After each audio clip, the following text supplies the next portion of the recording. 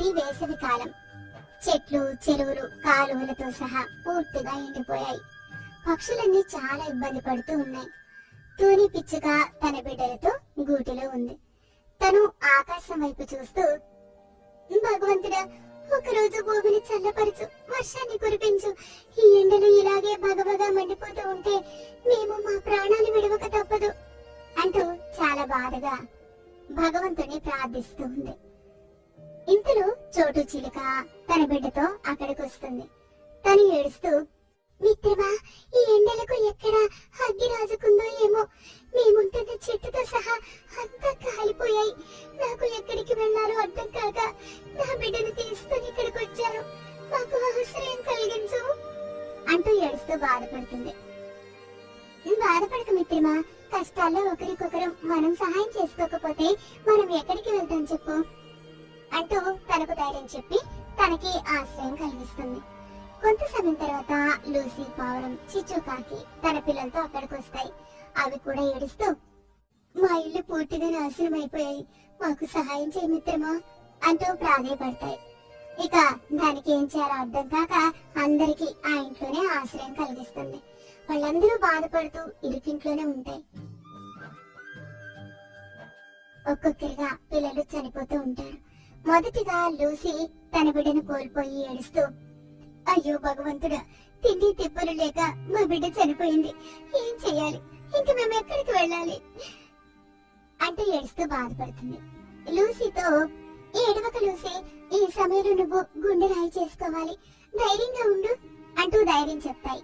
Lucy ఏడుస్తూ, ఎవరి కోసం నేను బ్రతికుండాలి, నేను ఇంకా దూరంగా వెళ్ళిపోతాను.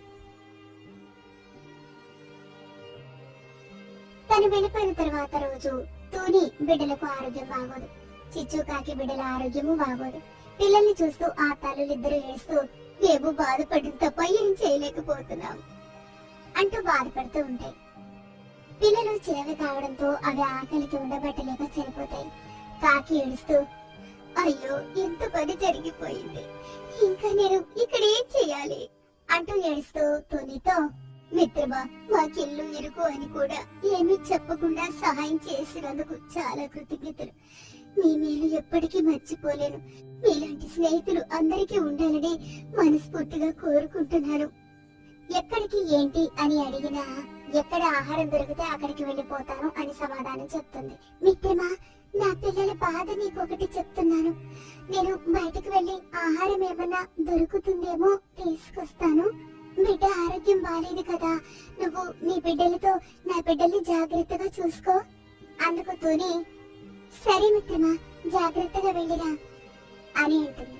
అందుకు తను సరే అని చెప్పి అక్కడి నుంచి వెళ్తుంది. వెళ్ళిన ఆ చిలుక తిరిగి రాదు. ఏం జరిగిందా అని కంగారు పడుతూ తూని అలాగే ఉంటుంది. ఆ మరుసటి రోజు తూని ఆరోగ్యం బాగోదు. తను అలాగే పడుకుంటుంది. పడుకున్నది పడుకున్నట్టు మరణిస్తుంది.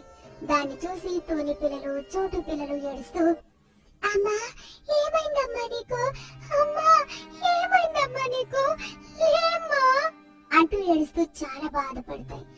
ఇంకా ఆ పక్షి పిల్లలు బిక్కుబిక్కుమంటూ అక్కడే ఉండిపోతాయి. నీరసంతో అల్లాడిపోతూ అవి కూడా అలాగే పడిపోతాయి. వాడు ఎంతగానో బాధపడుతూ తుది శ్వాస విడవడానికి సిద్ధంగా ఉన్నారు. ఆ సమయంలోనే ఒక గద్ద తన పిల్లల కోసం ఒక చిన్న నీటి కుండని తీసుకెళ్తుంది. అది ఒక్కసారిగా జారి ఆ పక్షి పిల్లలు ఉన్న చెట్టు కొమ్మల్లో ఇరుక్కుపోతుంది. అక్కడి నుంచి కొంచెం దారగా పక్షి నోట్లో పడుతూ ఉంటాయి. అవి కొంచెం మేలుకుంటాయి. అక్కడ గద్ద వెంటనే అక్కడికి వెళ్లి ఆ కుండను తీసుకుంటుంది.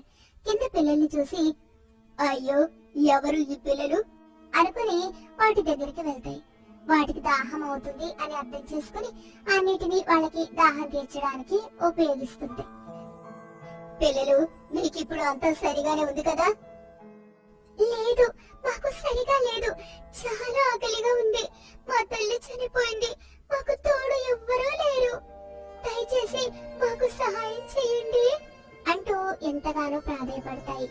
గ్రద్ద ఒక తల్లి స్థానంలో ఉండి వాళ్ళ బాధను అర్థం చేసుకుని, బాధపడకండి, నేను మీకు సహాయం చేస్తాను అని చెప్పి అందరినీ తానే స్వయంగా ఎత్తుకుని చాలా దూరం ప్రయాణం చేసి వాళ్ళందరినీ తన గుడికి తీసుకెళ్తుంది.